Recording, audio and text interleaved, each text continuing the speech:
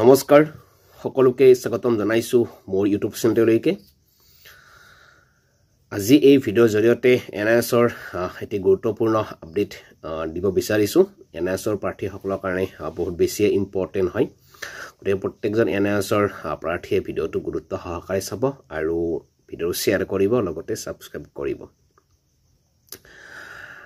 যোৱা 5 তাৰিখে এনআইএছৰ ৰিভিউ আৰু এমএৰ ওপৰত যেটো শুনানি হোৱাৰ কথা আছিল হেতু অবহত কেনসেল হৈছিল আৰু যদিও স্পেশাল বেঞ্চ গঠন কৰা হৈছিল কিন্তু বেলেগ কেছৰ কাৰণে হেতু আমাৰ যেটো এনআইএছৰ কেছ হেতু কেনসেল কৰা হৈছিল যেটো হিয়াৰিং আছিল সেই হিয়াৰিংটো 5 তাৰিখে কেনসেল কৰা হৈছিল নেক্সট আকোটা ডেট দিছিল 12 তাৰিখ সেই 12 তাৰিখও কেনসেল কৰা হৈছিল তাৰ পিছত এনআইএছৰ প্ৰাৰ্থীসকলে কিছু হতাশ হোৱা পৰিলক্ষিত হৈছে যে এটো দুটাকৈ শুনানি কেনসেল হৈ গল তাৰ কাৰণে এনআইএছৰ প্ৰাৰ্থীসকলে হতাশ হোৱা দেখিবলৈ পোৱা গৈছে কিন্তু হেতু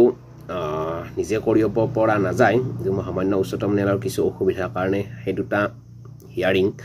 কেনসেল কৰিবলগীয়া আছিল বা কেনসেল কৰিছিল যাৰ কাৰণে এনআইএছৰ সেই শুনানি দুটা নহল যাৰ কাৰণে এতিয়া যি আখাৰে বাদ চাই থকা গৈছিল সেই ৰিজাল্ট পোৱা নগল এতিয়া কথাটো হল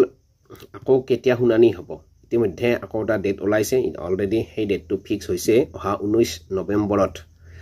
ডেটটো ফিক্স কৰা গৈছে হেদিনা আকৌ হিয়াৰিং হ'ব আৰু এইবাৰ এটা বেলেগ মানে কি ৰিজাল্ট দেখা পোৱা গৈছে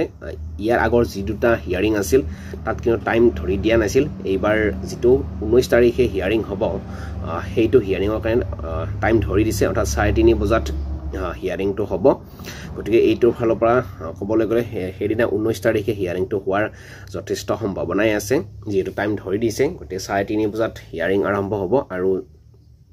হয়তো হেদিনা কেনসেল নহব আৰু খবৰবোৰ গম পোৱা যাব অৰ্থাৎ এনআইএছৰ পক্ষে ৰায় আহে নাহে বা কি ৰিজাল্ট আহে হেদিনা হয়তো 19 তাৰিখ অৰ্থাৎ মঙ্গলবাৰে 3:30 বজাত হিয়াৰিংটো আছে 19 তাৰিখে গতিকে প্ৰত্যেকজন এনআইএছৰ প্ৰাৰ্থীয়ে কাইলৈৰ দিনটো অপেক্ষা কৰক মঙ্গলবাৰে নিশ্চয় গম পোৱা যাব আৰু আশা কৰিছো এইবাৰ যাতে কেনসেল নহয় কিন্তু এইটোৰ পৰা আশা কৰিব পাৰি যে 3:30 বজাত যেটো টাইমটো ধৰি দিছে সেই ফালৰ পৰা কিন্তু হিয়াৰিংটো হোৱাৰ যথেষ্টই সম্ভাৱনা আছে এটো তুমি কৰিব নোৱাৰি যদি একো অসুবিধা নহয় কিন্তু 5 তাৰিখে এটা বহুত বেছি আশা কৰা হৈছিল কিন্তু উচ্চতম ন্যায়ালয় এবাৰ কোৰ্টৰ যেটো কিছু অসুবিধাৰ কাৰণে হেতু কেনসেল কৰিলে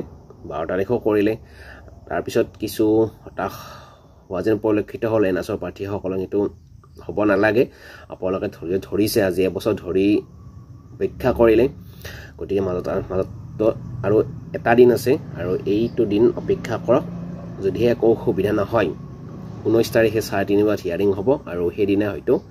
ৰিজাল্ট আপোনালোকে প্ৰত্যেকই জানিব পাৰিব আৰু তাৰ কাৰণে আপোনালোকে অপেক্ষা কৰক আৰু প্ৰাৰ্থনা কৰক যাতে আপোনালোকৰ নিয়াছৰ ফালে পজিটিভ ৰিজাল্ট আহে আৰু আমি যেখিনি জানিব পাৰিছো বা শুনিব পাৰিছো এনআইএছৰ পক্ষে ৰায়দান হোৱাৰ যথেষ্ট সম্ভাৱনা আছে আপোনালোকে মনোবল ভাঙি নেপেলাব সত্য পথত আছে যেটো আপোনালোকে ভুল কৰা নাছিল গতিকে নিশ্চয় আপোনালোকৰ ভালে আহিব আৰু তাৰ কাৰণে আপোনালোকে কিছু অপেক্ষা কৰক আশাবাদী নিশ্চয় ভাল পজিটিভ ৰিজাল্ট আহিব আৰু এইটো আছে গুৰুত্বপূৰ্ণ আপডেট কিছু ব্যস্ততাৰ কাৰণে ভিডিঅ' দিব পৰা নাছিলো ভাবিলো আজি আপোনালোক যেটো অলপ সময় পালো আপোনালোকক দিম বুলি ভাবিলো আৰু বহুতে সুধি আছে গতিকে হিয়াৰিংটো হ'বনে নহয় কিন্তু বাকি হিয়াৰিংৰ টাইমটো দিয়া নাছিল এতিয়া হিয়াৰিংৰ টাইমটো অলৰেডি দিছে গতিকে সেই ফালৰ পৰা হোৱাৰ নিশ্চিতি আছে গতিকে অপেক্ষা কৰক সকলো কথা আপোনালোকে জানিব পাৰিব আৰু চেনেলটো সেই কাৰণে সাবস্ক্ৰাইব কৰিব আৰু যিখিনি ইনফৰমেশন পাব নিশ্চয় দিম গতিকে তাৰ কাৰণে আপোনালোকে মঙ্গলবাৰলৈকে অপেক্ষা কৰক 3:30 বজালৈকে হেদিনা আপোনালোকক গোটেইখিনি খবৰে আমি দিয়াৰ চেষ্টা কৰিম যিখিনি পাওঁ গতিকে চেনেলটো সাবস্ক্ৰাইব কৰিব এইখিনি ধন্যবাদ জয়